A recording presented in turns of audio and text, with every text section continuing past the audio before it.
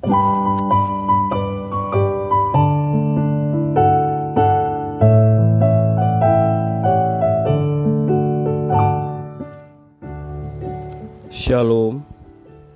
Devosi 2 Samuel pasal 6 ayat 1-8, demikian firman Tuhan.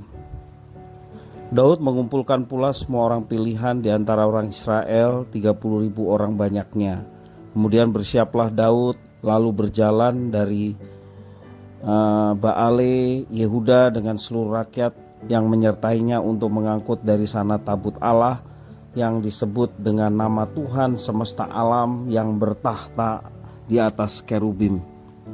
Mereka menaikkan tabut Allah itu ke dalam kereta yang baru setelah mengangkatnya dari rumah Abinadab yang di atas bukit.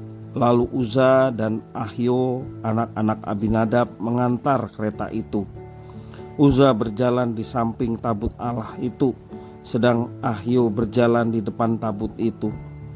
Daud dan seluruh kaum Israel menari-nari di hadapan Tuhan dengan sekuat tenaga, iringi nyanyian, kecapi, gambus, rebana, kelentung, dan ceracap.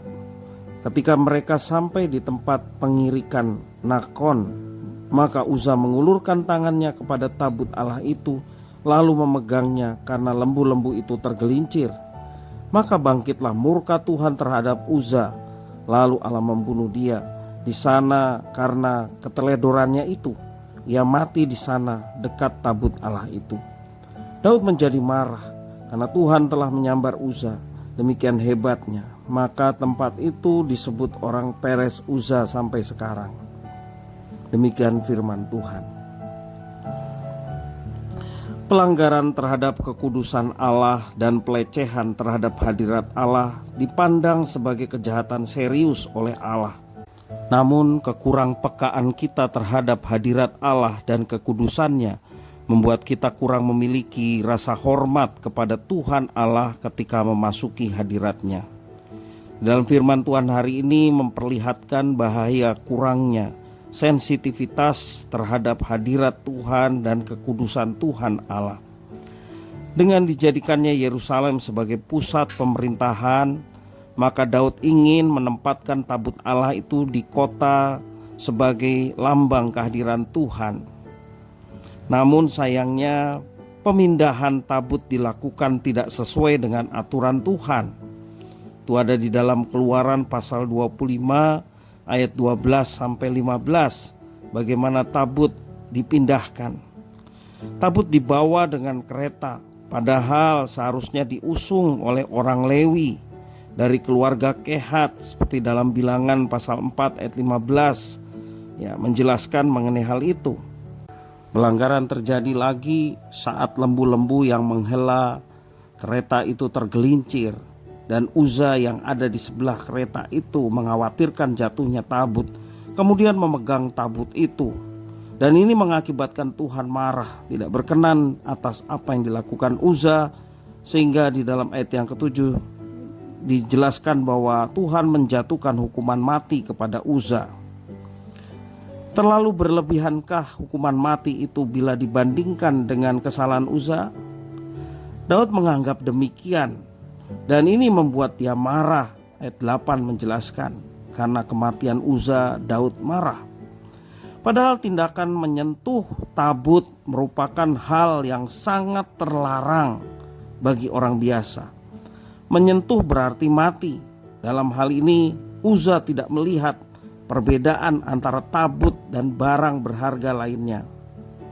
Maksud Uza untuk mencegah terjatuhnya tabut tidak salah, tetapi tidak ada kepekaan mengenai kekudusan tabut itu. Orang Lewi saja dilarang untuk menyentuhnya, apalagi suku-suku yang lain. Ada tokoh lagi yang lain, Mikal, yakni istri Daud, juga tidak memiliki sensitivitas terhadap hadirat Tuhan Allah. Ia melecehkan suaminya yang sedang merendahkan diri di hadirat Allah. Dalam ayat yang ke-16, ayat yang ke-20, demikian firman Tuhan. Ketika tabut Tuhan itu masuk ke kota Daud, lalu Mikal, anak perempuan Saul, menjenguk dari jendela lalu melihat Raja Daud meloncat-loncat serta menari-nari di hadapan Tuhan. Sebab itu ia memandang rendah Daud dalam hatinya. Ayat 20, ketika Daud pulang untuk memberi salam kepada seisi rumahnya, maka keluarlah Mikal binti Saul mendapatkan Daud. Katanya, betapa raja orang Israel yang menelanjangi dirinya pada hari ini di depan mata budak-budak perempuan, para hambanya, merasa dirinya terhormat pada hari ini, seperti orang hina dengan tidak malu-malu menelanjangi dirinya. Itulah pelecehan yang dikatakan Mikal istri Daud kepada Daud suaminya. Dan dikatakan dalam 2 Samuel ini menjelaskan bahwa Mikal tidak memiliki anak hingga akhir hayatnya. Kisah dalam pasal yang baru saja kita baca memberikan peringatan keras kepada kita sekalian. Hadirat Tuhan Allah dan kekudusannya tidak bisa kita pandang remeh. Tuhan Allah yang berada di hadiratnya mengharuskan kita untuk memiliki sikap hati yang hormat, tunduk kepada Tuhan. Tuhan yang berkuasa atas hidup kita. Terlebih Dia yang sudah menebus kita. Sudah selayaknya kita menghormati hadirat Tuhan.